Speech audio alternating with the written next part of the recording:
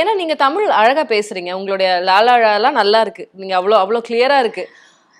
சந்தீப் பெட்டரா? ஏன்னா அவர் வோக்கலிஸ்ட், அவர் பெட்டரா இருக்குமா? அவரோட ப்ரொனன்சியேஷன் தமிழ் அழகா இருக்குமா? உங்களோட சந்தீப் வந்து யூஎஸ்ல பிறந்தது வாழ்ந்தது. ஸோ அவங்க வந்து அப்போ தமிழ் அவ்வளோ பேசல. ஆனா அவங்க வந்து எழுதுறதுல எல்லாம் ரொம்ப நல்லா எழுதுவாங்க, படிக்கிறது படிப்பாங்க.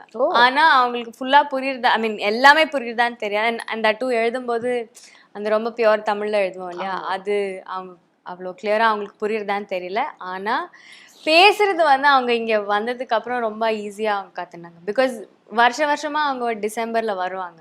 மார்கழி family will come for Margazhi season, இங்க தான் இருப்பாங்க.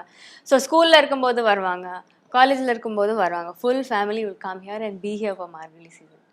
ஸோ அப்போதான் அவங்க தமிழ் நல்லா கத்துனாங்க. ஏன்னா அப்போதான் அவங்க கிளாஸ் போயிட்டு இருந்தாங்க, கல்கட்டா கிருஷ்ணமூர்த்தி கிட்ட, அதுக்கப்புறம் சஞ்சய் சுப்ரமணியம் கிட்ட போயிட்டு இருந்தாங்க.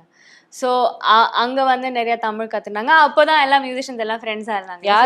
யார் பேசுவீங்க இப்போ எனக்கும் தமிழ் கொஞ்சம் கொஞ்சமா மறந்து போகுது, அண்ட் அவங்களுக்கும் கொஞ்சம் கொஞ்சமா மறந்து போகுது. Because we are not speaking it so much. நாங்க ரெண்டு பேரும் இங்கிலீஷ்ல பேசுறோம். ஏன் பேசுறோம் தெரியல. அவங்களுக்கும் தமிழ் தெரியும், எனக்கும் தமிழ் தெரியும். ஆனா நாங்க இங்கிலீஷ்ல பேசுறோம் வீட்டுல.